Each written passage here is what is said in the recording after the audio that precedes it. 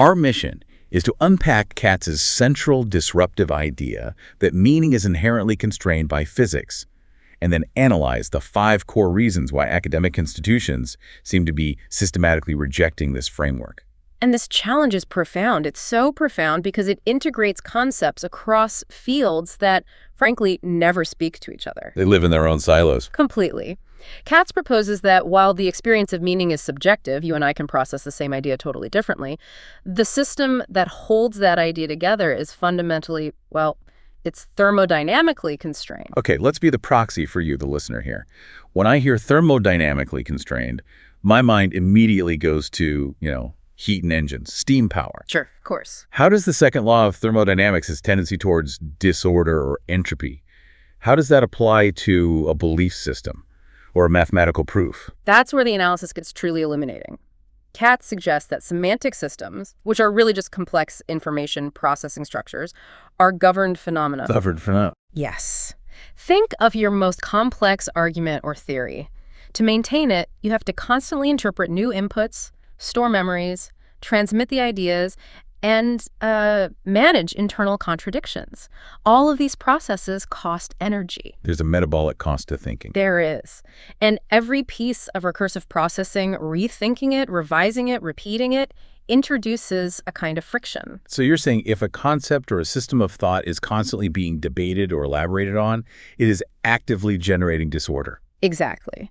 The sources detail several predictable failure modes, meaning like any governed system, it accumulates entropy under all that processing. It also experiences what's called semantic drift when it's under sustained cognitive load. It wanders away from its original definition. It moves away, yes. Yeah. And critically, if the active, energy-intensive mechanisms that are used to regulate its stability fail, the whole system just collapses. Wow. It moves meaning from being, let's call it, interpretively sovereign, where if you believe it, it's true for you, right, to thermodynamically accountable. It has to pay its way in energy and stability. I see. It's the cost of maintaining coherence. It's not enough that an idea sounds good. It has to be, cheap and efficient to sustain. That makes immediate sense, but it also sounds incredibly threatening to a lot of established traditions. And that threat is the very first source of institutional resistance. This framework challenges all the traditional assumptions about these interpretive domains. It effectively pulls the protective blanket of subjectivity right away. What was that blanket protecting? It was protecting entire fields, ethics, theology, certain areas of the humanities, traditional philosophy, under what the sources call epistemic immunity. Epistemic immunity, I like that phrase. The historical argument, from thinkers like Gadamer was that since meaning is subjective and experiential and interpretive, it is inherently exempt from any kind of formal, quantitative constraint or diagnostic evaluation.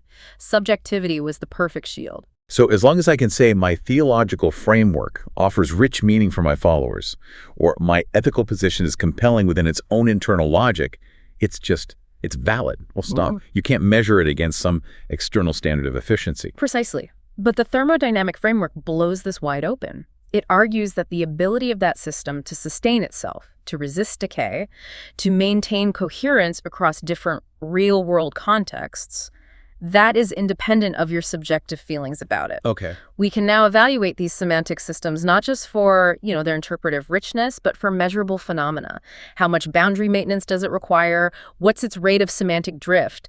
Does it show predictable failures when it hits a contradiction? Okay, so let's make this concrete. What does a thermodynamically unstable philosophical system actually look like in practice? It looks like a system that requires more and more effortful defense. More qualifications. Think of a complex theory that every single time a new piece of data emerges, it requires a new convoluted ad hoc exception just to explain it away. Patching the holes in the boat. You're just patching holes. That growing complexity is the accumulation of entropy. It might feel subjectively right to its followers, but the cost of maintaining its semantic integrity becomes prohibitively high. The system is just consuming more and more energy, intellectual and institutional, just to stay non-contradictory. So the discomfort is that these previously sovereign domains can now be analyzed as being structurally fragile. They're prone to collapse rather than just being out of fashion or misunderstood. Absolutely. The framework allows critics to point to measurable systemic fragility, not just interpretive disagreements, and that level of accountability is profoundly disruptive. That brings us to the next area of resistance, which is, I find this even more fascinating. Here's where it gets really interesting, because Katz turns the lens back on the institutions themselves. The reflexive turn. Yeah.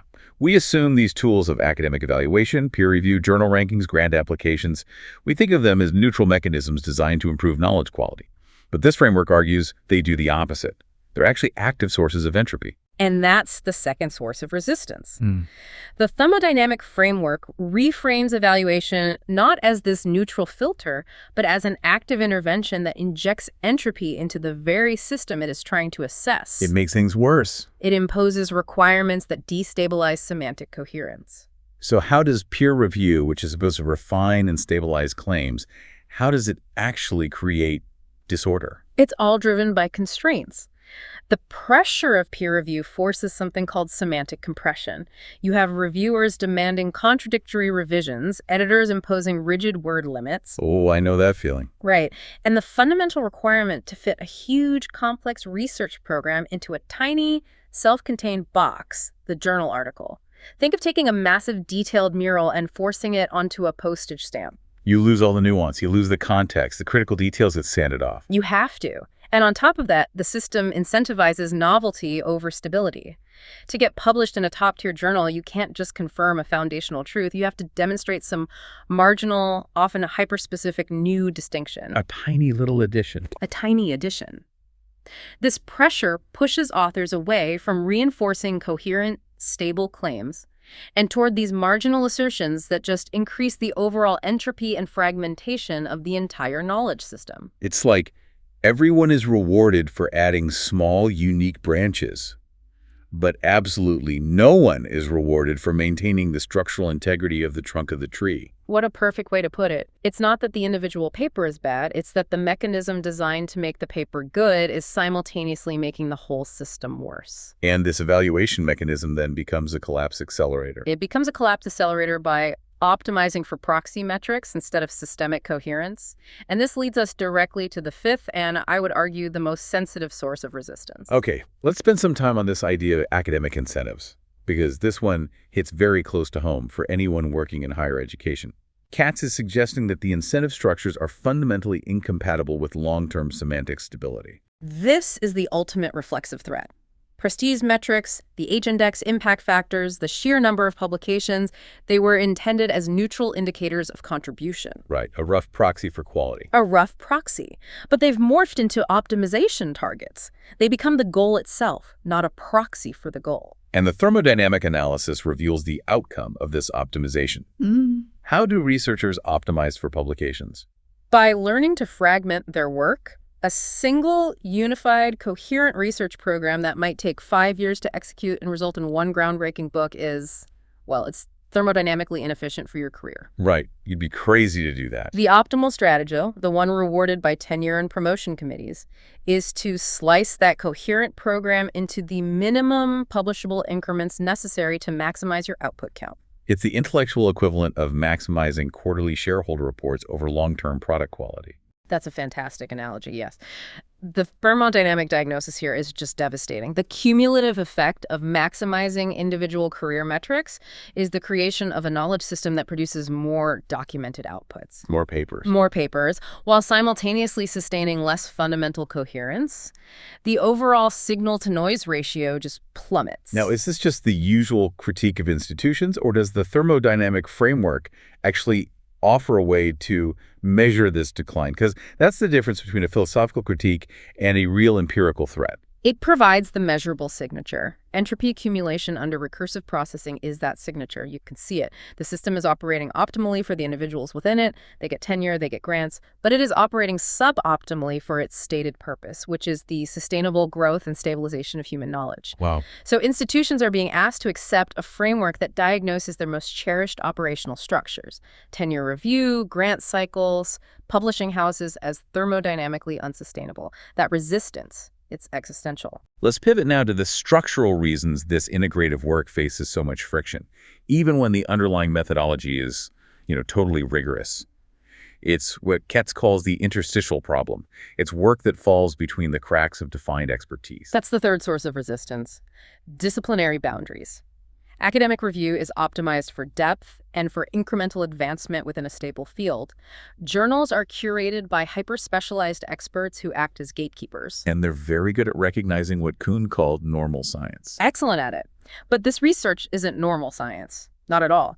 It operates simultaneously across philosophy, organizational governance, computer science, especially AI stability, and statistical physics.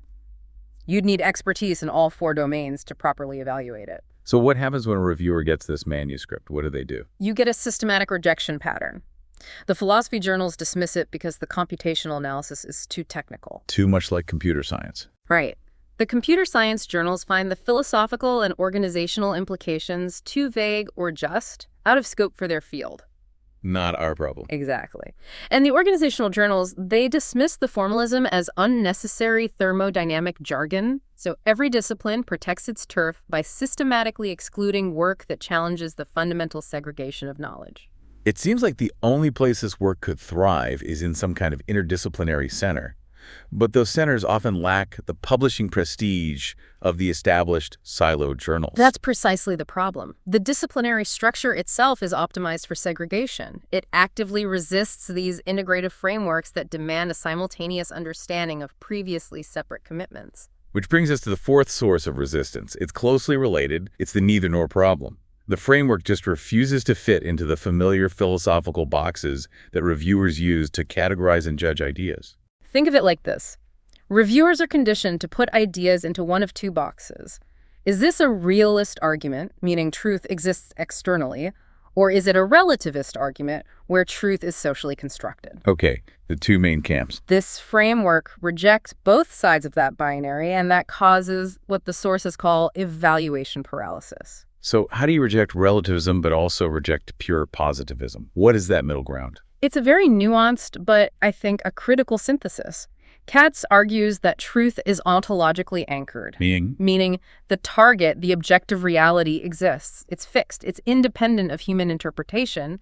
But, and this is the thermodynamic constraint, our human access to that truth is epistemologically constrained. That's still a lot of jargon. Give me a picture for that. Okay, let's use a binoculars metaphor. The truth is the fixed mountain in the distance. That's the ontologically anchored part. It doesn't move just because we change our mind about it. Okay, got it. However, our ability to see and describe that mountain epistemology is constrained by the quality of our binoculars, our methods, our language, and by the physical cost of holding them steady. The thermodynamic constraint. That's the one. Our hands are always shaking a little bit, and the longer we try to focus, the more energy we expend, and the higher the chance of error and, well, semantic collapse. I see. So it maintains that objective truth exists, but it simultaneously acknowledges that human beings, as physically constrained systems, can never achieve perfect, stable access to it. And that inability to classify it, is it objective science or postmodern critique? Yeah. It means the reviewer system just defaults to confusion. And ultimately rejection. The system prefers clear, established categories for smooth operation. This framework operates in the most chaotic, unclassified intellectual space, and the easiest institutional solution for dealing with chaos is just exclusion.